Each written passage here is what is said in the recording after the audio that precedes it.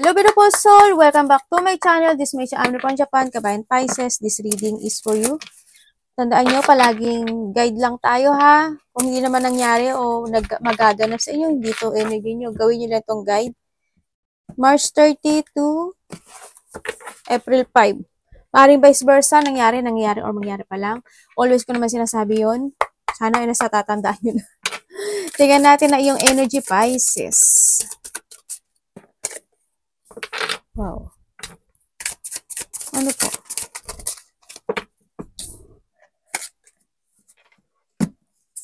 Okay. Ang energy mo this week, ang nakikita ko sa'yo dito is there's a communication happen. Siguro sa iyong lovers or nandito yung situation na maaari may makikipag-usap sa'yo na a mother figure. Ako nakikita dito. No? Yan. Or sa iba dito is there's a new communication happen sa'yo. Baka may tao na lovers na magkakagusto sa'yo, na gusto niyang ng connection sa'yo. Sa nakita ko dito. Yan. Sa iba sa inyo, energy nyo is meron ka daw mga idea or meron ka mga new creation or new project kaya naiisipin this week. No, sa nakita ko dito, maaari magkakaroon ka ng option about doon siguro iba sa inyo, pagkakaperahan, business, ganyan sa nakikita ko dito. Or may tao ka na gustong kausapin this week, ganyan. Sa nakita ko, or magkakaroon ng communication. Kasi there's a union din. Yan, may open communication, there's a person na gusto niya ng connection or commitment. Kapatid mo man yan, magulang mo man yan, karelasyon mo man yan, sa nakita ko dito. Iba sa inyo, may mga gagawin kayo. May isang bagay sa buhay mo na magtatapos na. Ang nakita ko dito. Tingnan ko nga ito si lovers. Ba dito, new job, new work. Ano ni lovers? Yun pa rin na lumabas eh. Lumabas pa yung devil. Binalik ko nga si devil.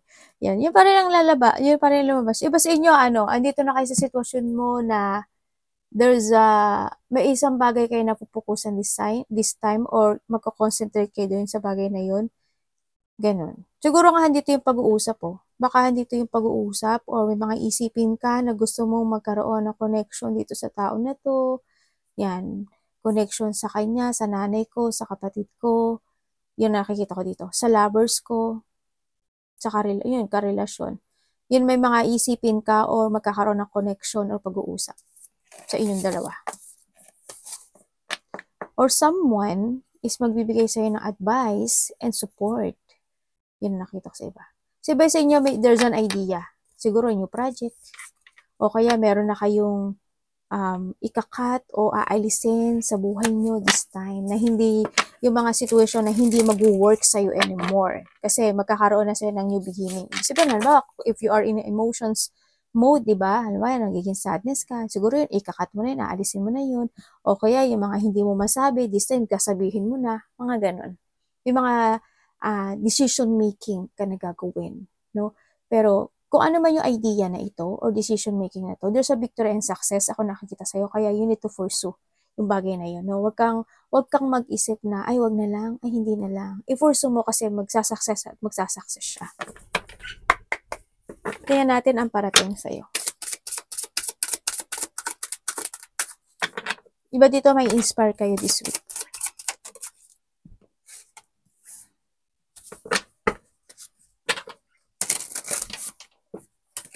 Pwede explain niyo po sa akin yun.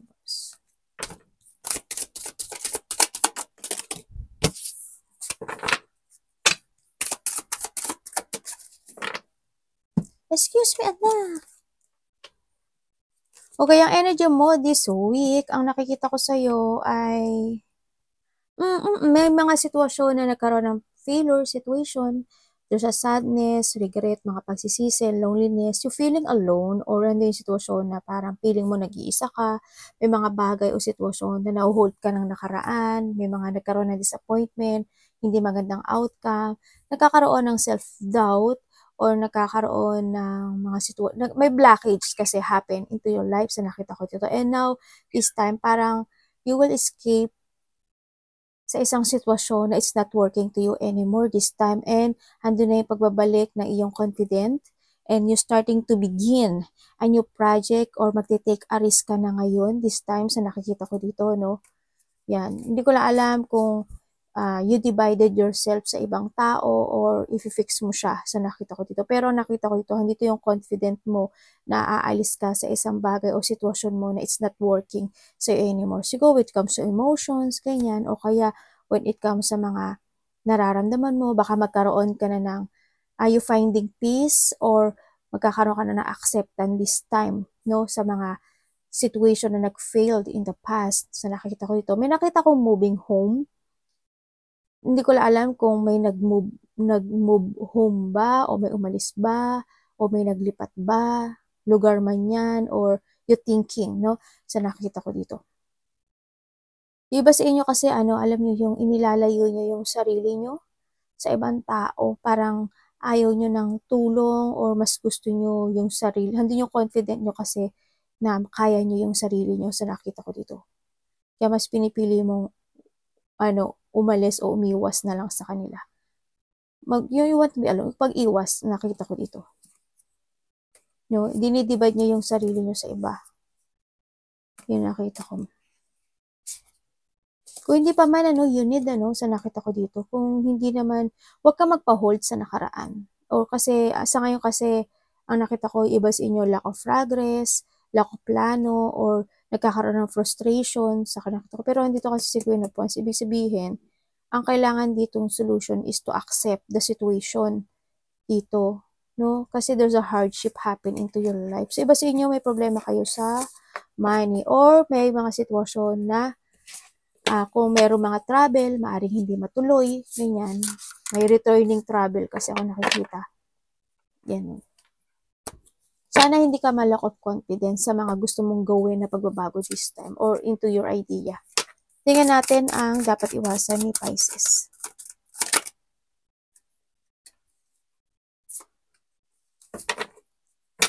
Ano po yun?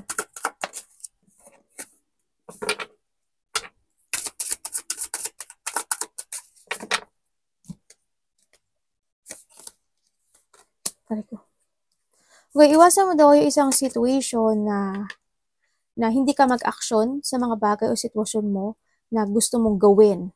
No? Kumbaga, you have an idea, no? Na gusto mong gawin at ipaglaban or gusto mong aksyonan, pero na-overthinking ka lang siguro pero hindi mo siya magawa. It's up to you to make it happen para magkaroon ng positive motion o positive situation into your life. No, nasa sayo yun. Sa nakita ko to, kumbaga may mga unfinished business na kailangan mo aksyonan this time. You need or something must be let go this time sa nakikita ko dito, no? At kailangan mo na rin na i-accept yung mga lesson na yun, and you need to be more wiser and stronger this time. Whatever holding you back sa nakaraan, leave behind, and then release all the baggage. Ganun. Iwasan mo yun na hindi mo ma-release yung mga bagay na yun at hindi mo matapos yung mga hindi natapos na sitwasyon. Kailangan mo syempre mag-action kasi this is a breakthrough para sa'yo, para magkaroon ng positive situation into your life. Kailangan sa'yo is para innovation. This is a time mag-innovate ka. Ganyan, start a new beginning, either sa trabaho mo man yan, sa sarili mo man yan, sa mga actions mo man yan, sa mga decision mo man yan, no? Follow your heart in a good way, no? Kumbaga, may mga sitwasyon na kailangan mo ma-find yung peace mo dito. Pero ikaw ang gagawa nun. Kailangan mo lang din magkaroon ng let go and acceptance dito.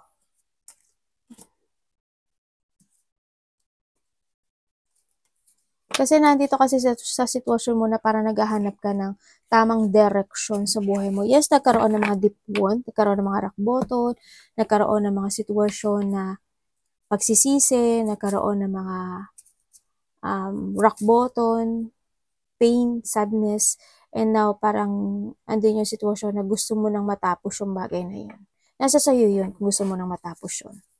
Kailangan mo lang sa'yo is mag-trust ka to sa intuition mo at mag-action. Love. Kamusta ang love?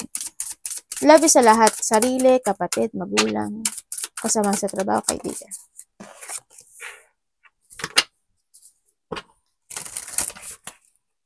Ano po ito? Ay, ano yan?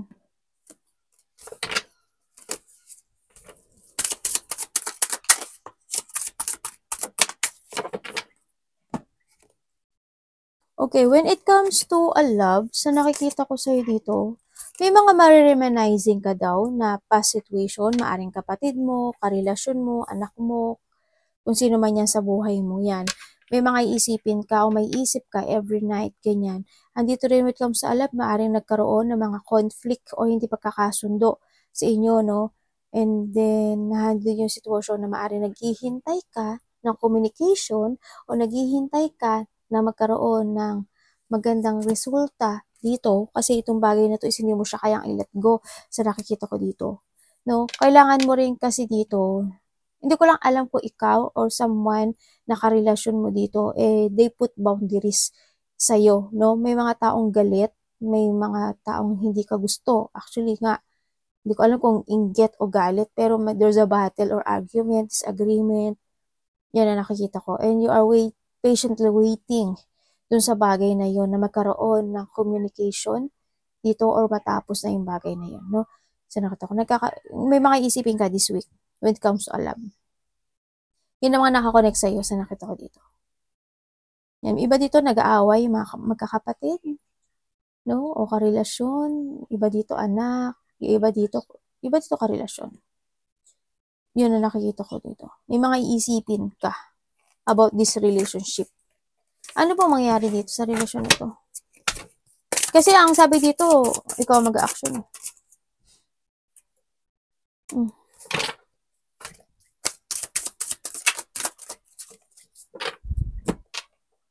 Ano ba yan? Oo nga. Sabi dito, kailangan mo na daw ng forgiveness or kailangan mong kung this is a relationship na talagang kung gusto mo na siyang alisan, abandonahin, o gusto mo ba siyang i-rebuild, nasa sayo daw to, sabi dito. No? Sa nakita ko dito. Try to make it balance. Mas more kang maging more on patient this time, pero kailangan mo ring mag-action. Pero tatandaan mo pa rin na you are worthy, no? Sa nakita ko dito. Huwag kang magkaroon ng o magpa-stuck dito sa sitwasyon na to. Kailangan sa'yo is to heal, no? Tandaan mo, sarili mo lang din ang makapagpapahil sa'yo. Kapag nakapag-heal ka na, if you want to rebuild again yung situation na yun, di tsaka ka uli mag-action. Kasi as long as nasasaktan ka sa situation in this relationship,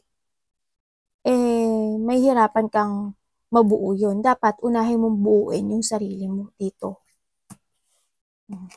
Diba? Din kung gusto mong iwanan na yung part na yun, iwanan mo na. Kung gusto mo pang i-rebuild uli yun, edi i-rebuild mo. Diba? Nasa sayo yun. Tingnan natin ang money ni Pisces.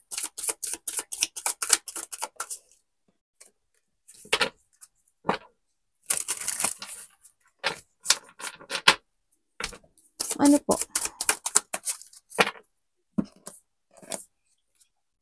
Uy, maganda money mo. Okay, when it comes to a money, okay naman siya. Sa nakita ko dito, kahit minsan emotional, ibig sabihin, merong mga, iba siguro dito, inheritance, or may mga sumusuporta sa'yo, o may sinusuportahan ka when it comes to a money. Ganun sa nakita ko dito. Nagkakaroon ng mga pagpaplano, no? Unti-unti naman na nakikita ko na magkakaroon siya ng growth kasi andito rin si Ten of Pentacles. Ibig sabihin is, if you are focusing at tuloy-tuloy itong pagkakaroon mo ng organizing when it comes to your money, there's an abundance. Kung tinan mo, 8 yung nasa likod, tataas, diba? There's abundance, wealth, prosperity na parating sa'yo. Pero kailangan mo daw mag-umpisa muli or mag-focus dun sa bagay na yon, no? Sa nakikita ko dito. Magiging maganda daw yung daloy mo. Baka iba sa inyo, night shift kayo or hindi kayo nakapagtutulog, ano. Magiging maganda siya, oh. Iba dito, maaring may marireceive kayo na tulong or inheritance mana, ganyan, sa nakita ko dito. Pero magiging stable ka, sa money mo. Maaring you have a stable na trabaho or andun yung nakakaipon ka talaga sa iba sa inyo. No, o yung iba sa inyo, maaring yung family mo, may pera naman talaga at may kakayahan, no, na maaring minsan sinusuportahan ka niya, or maaring ikaw yun na ang nagsusuporta. Ganun sa nakita ko dito. Hindi ko nakikita yung na-empty yung pera mo. Ibig sabihin, magiging maganda yung pera mo dito. Maganda yung magiging in the future din. Anong opportunity ni Pisces? Tuloy mo lang yan, no? Magiging okay nga. Opportunity mo. Okay, opportunity mo this time, sa nakikita ko dito is, may tao ka ditong makakausap na relax ka, makipag-usap sa kanya. Magiging okay yung pag-uusap nyo. Maaaring kasama mo sa trabaho, or if there is a person dito na mag-a-apology sa'yo, or ikaw mag-a-apology, either siya is maging cold sa'yo, or kasi handi yung division no? Handi yung you feel pain. Kakausapin ka niya, pero hindi siya magiging more on close sa'yo, itong tao na to. Pero magkakaroon ng pag-uusap. Maaring mas bata to sa'yo, or magulang mo, vice versa mo. Ganun. May taong kakausap sa'yo, o kakausapin mo, pero cold siya. Pero you given an effort and hard work doon. Para may pag-a-apology, pero andun pa rin yung division, o pagkalito, or separation, o hindi magiging maganda yung pag-uusap ninyo, no? Sa nakita ko dito. Pero, iput mo lang daw yung effort mo dito, sa nakita ko dito, no? Kasi, magiging okay daw at the end. Huwag ka lang tumigil. Kung sino man itong tao na to, no? Huwag ka lang daw tumigil. And then also, ang opportunity sa'yo,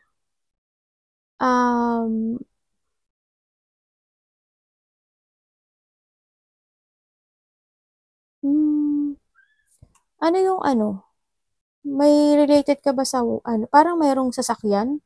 Ako nakikita?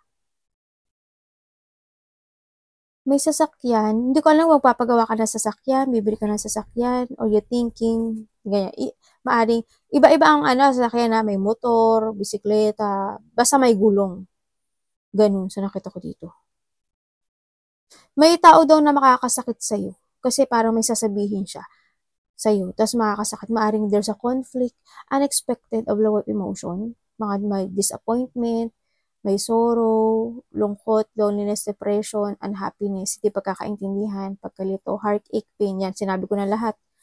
Doon, may mga sitwasyon na magtitimpi ka at magtitiis ka kahit nasasaktan ka. Yun ang nakikita ko sa'yo. Pero, pa rin daw, ituloy-tuloy mo lang daw kasi magiging maganda daw yung, at the end, is magiging maganda daw yung resulta nun. Pero wag mo kakalimutan yung sarili mo din dito. Hindi ko lang alam kung may tutulungan ka na tao. Kasi parang may tulong. May pagtulong. Baka may hihingi sa'yo ng tulong o tutulungan mo. O tinutulungan mo. Sinasabi rin dito na magbigay ka daw ng time sa sarili mo. Kailangan mo kasi is a mental peace. No? Kailangan mo mental peace, or handa yung situation na kailangan mo magbigay ng time sa sarili mo, mag-recharge ka, mag-relax ka. Kumbaga, this is a time na wag ka muna mag-isip ng mga bagay-bagay. Isipin mo muna yung mag-workout ka muna sa sarili mo. No? Advice kay Pisces. Someone's spying, no? O you are spying.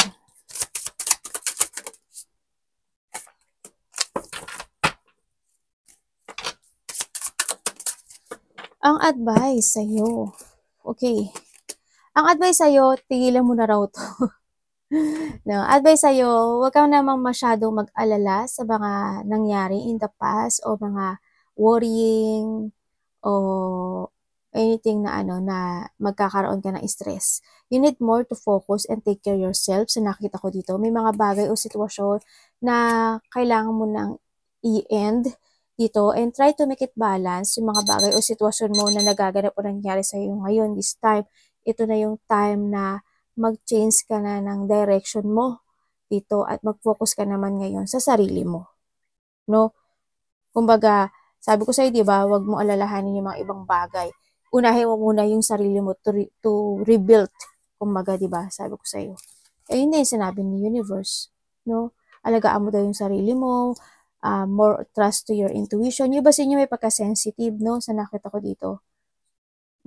Tandaan mo, nasa likod mo si Universe at saka si Angel. This is sa Universe and Angels. Yan.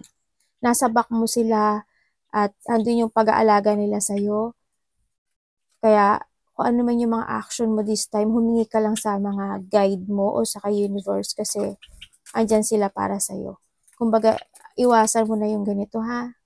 Ibalik mo yung dating ikaw, yung confident mo. This is a time na rin na start to create again yourself in a new you. Don't go to the flow. Siyempre, sinasabi dito is kailangan mo mag-action, siyempre. Diba? Speak out. Ganun. Or mag-focus ka sa sarili mo. Yun. Arigatou namaste, God bless.